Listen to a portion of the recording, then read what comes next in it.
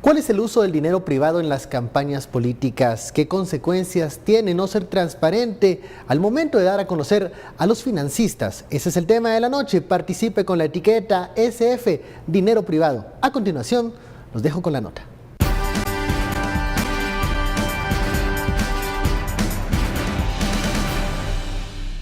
Probar el financiamiento anónimo de la campaña electoral del 2015 tendría un efecto disuasivo en el financiamiento electoral de los próximos comicios, dice la Comisión Internacional contra la Impunidad en Guatemala.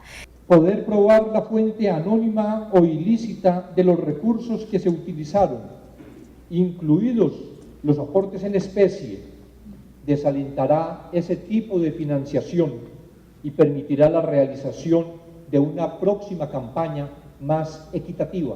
Pretendemos implementar nuevos modelos de fiscalización adicionales a las revisiones de cumplimiento y auditorías, que incluyen investigaciones especiales y análisis financieros. El jefe de la CICIG recordó la diferencia entre la judicialización de la política con la persecución del delito por financiamiento ilícito. No se trata ni mucho menos de judicializar la política, ni de criminalizar el financiamiento electoral. Lo que pretendemos es investigar los delitos que en ese proceso se cometieron. Ahí está don Iván, ahí está doña Telma y otros liderando la conspiración de la izquierda para derrotar a la derecha. Falso, falso, falso. No hay tal conspiración. Lo que hay es un montón de corruptos. Durante el foro sobre el financiamiento privado de la política se habló que la democracia tiene un costo y que no es aconsejable eliminar el financiamiento privado. La democracia no tiene precio, pero sí tiene un costo de funcionamiento. Es decir, que el dinero es indispensable, pero al mismo tiempo problemático.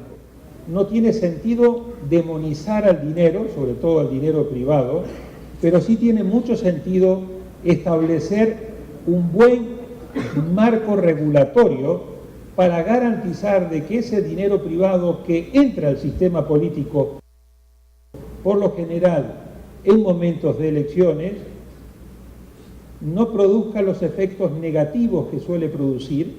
El experto afirmó que se debe hacer un balance en la legislación entre las prohibiciones y límites de financiamiento electoral y la transparencia en los partidos políticos. Bienvenidos a Sin Filtro Noche de Lunes. Empezamos esta semana con el tema del financiamiento electoral. Este panel organizado por la Comisión Internacional contra la Impunidad en Guatemala para abordar el tema del dinero privado, la financiación de partidos políticos. ¿Es bueno o es malo el dinero privado? ¿Qué se puede esperar para la campaña de 2019? De eso hablaremos esta noche. Usted puede enviar sus comentarios y opiniones con la etiqueta SF, dinero privado. Damos la bienvenida a nuestros analistas. Hoy nos acompaña Eduardo Zapeta y Rodolfo Pérez Tabanino. Muy buenas noches ambos. Muchos de los casos que lleva CICIG tiene que ver con el financiamiento electoral ilícito. Situaciones ocurridas en la campaña de 2015. ¿Qué se puede esperar para 2019 con la financiación privada? ¿Una reducción o un financiamiento más opaco? Rodolfo. A ver, este es un tema bien interesante y es más complicado de lo que se ve en un primer momento. Tenemos que entender que el financiamiento privado no es únicamente el financiamiento de capitales tradicionales, que son los que han sido perseguidos criminalmente. Yo tengo, como en este mismo programa lo he manifestado en más de una ocasión, muchas dudas que el tipo penal que se está utilizando para justificar imputaciones y acusaciones en temas de financiamiento electoral a aportantes tenga alguna validez. Y lo digo porque el derecho penal es muy puntual en el tema de los verbos rectores. El derecho penal criminaliza las conductas que están establecidas previamente. Y aquí han habido los procesos penales por financiamiento a empresarios que han aportado o supuestamente aportado dinero a partidos políticos.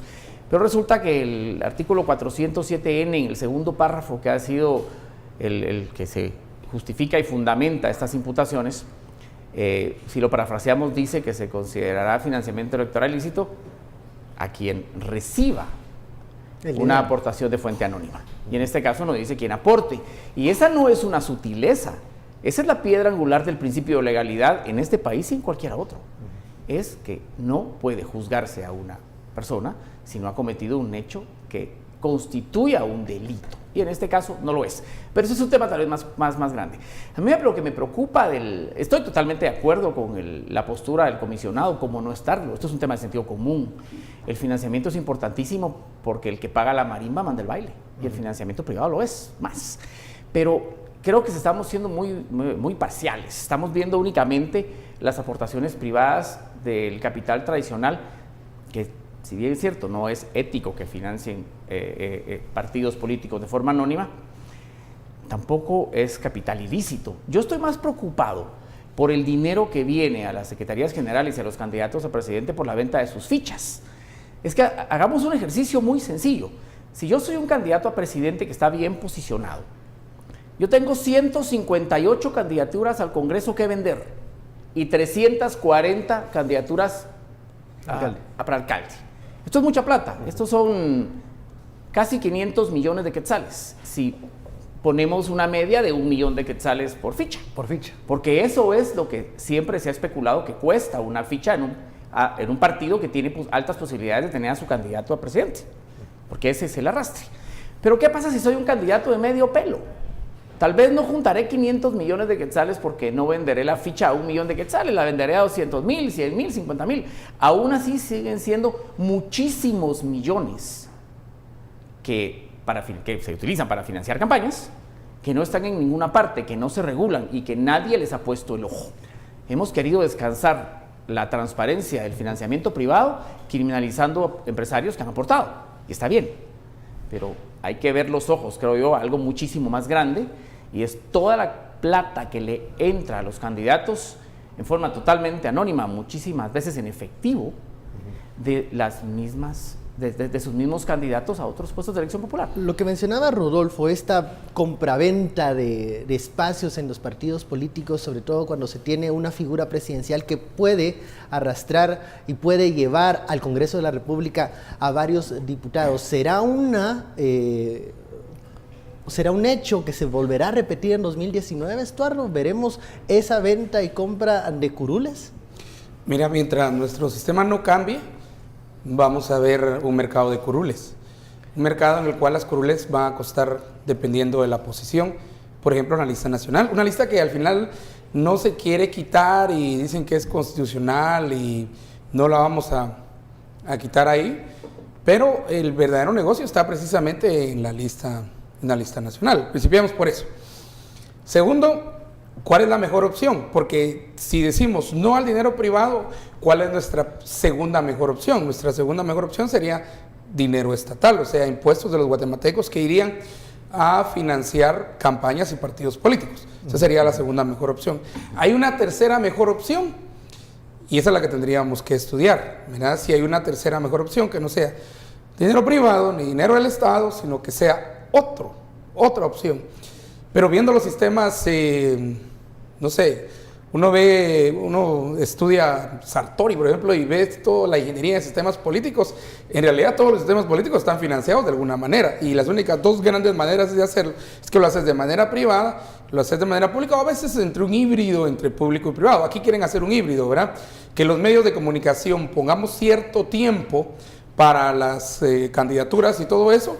Hay una propuesta de esa naturaleza, y que también puedan tener dinero estatal, ¿verdad? El argumento de los medios de comunicación es que el usufructo, o sea, los usufructuantes de las frecuencias, el dueño final es el Estado.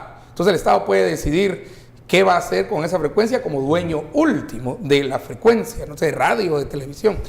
Pero el argumento es que, haciendo cuentas, de hecho salía como financiar casi como por 600,000, un poquito arriba de 600,000 quetzales a cada partido político. De aprobarse una situación en la que el partido político tenga derecho, por ejemplo, a cierto tiempo de televisión y radio, como lo tienen en varios países, ¿verdad? Esto con la idea, digamos, de abaratar un poco esos presupuestos de campaña. Porque siempre dicen que la campaña de televisión y radio son las más caras.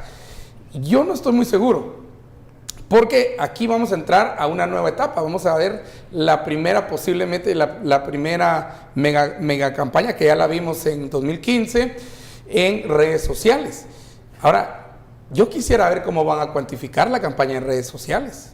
Y creo que no hay ninguna idea No hay de cómo ninguna. incluso regular la No hay campaña en Internet. Bueno, Eso y es además, imposible. y además la preocupación aquí sería que, miren, todo el meollo de este asunto es uno: cómo no se mete el narco, cómo no se mete el ladrón, cómo no se mete el corrupto a financiar partidos políticos. Ese es todo el tema. Esa es la respuesta, la pregunta central. ¿Cuál es Sí. la respuesta? Entonces, la respuesta más tajante es: prohibamos el dinero privado.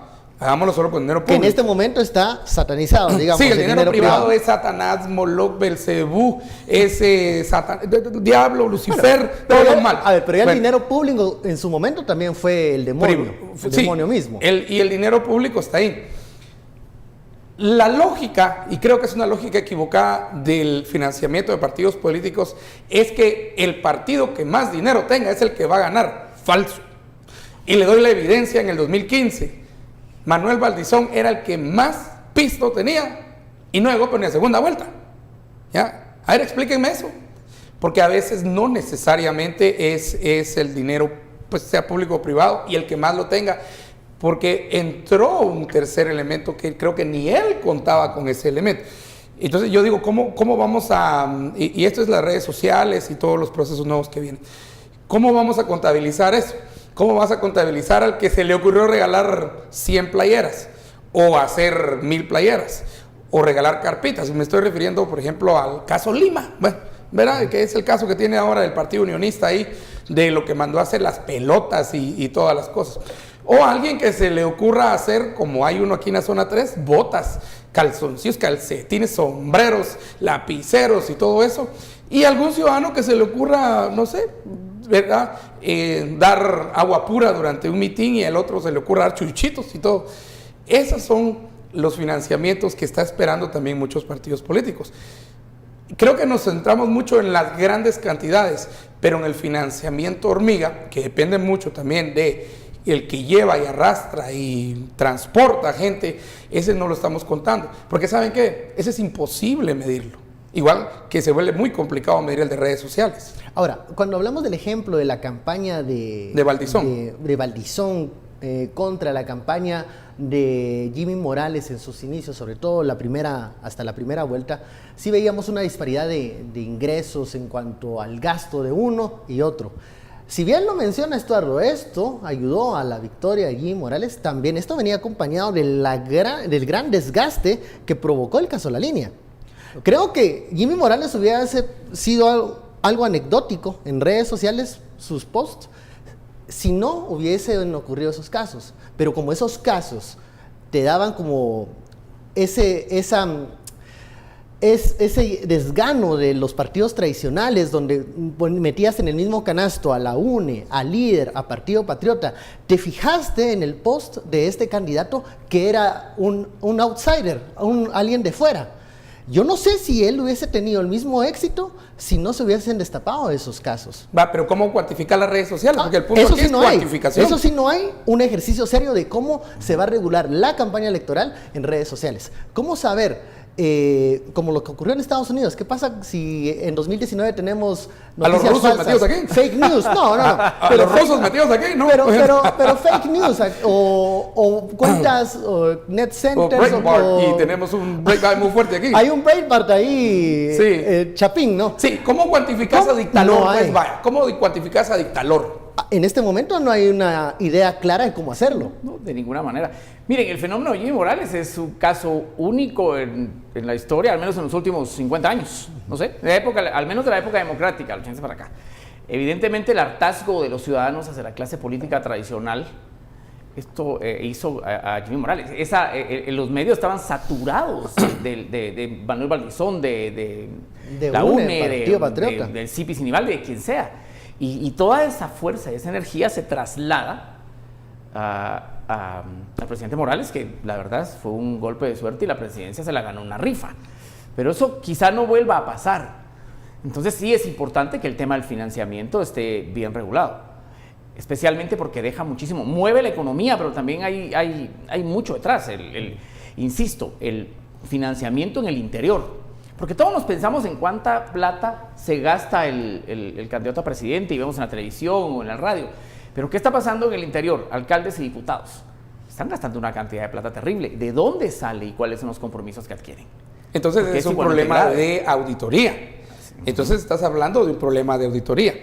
¿Y dónde empieza la auditoría? En el problema que tiene el mismo Jimmy Morales, siendo secretario general del partido, que no reportaron el dinero que ingresó. Se lo gastaron, ¿no? Se lo gastaron y todo, pero no reportaron. Entonces tiene que ver también con un problema de quién está cuidando la puerta, que sería el Tribunal Supremo Electoral. ¿Tiene garra, tiene colmillo el Tribunal Supremo Electoral para cuidar esa puerta? ¿O simple y sencillamente hay puerta, pero no hay cerco? ¿Ya? Y ahí están aquellos, y ahí se le pasan los narcos, se le pasan los ladrones, los coyotes, se le pasan toda la mara, ¿va? Vamos a la primera pausa, dejo una idea en el aire. ¿Qué pasa con aquello de que muchos de los guatemaltecos pensamos que todo se arregla con leyes? ¿Regular más el financiamiento privado o implementar bien la regulación existente? Eso hablaremos al regresar. Ya lo sabe, SF, dinero privado. Volvemos.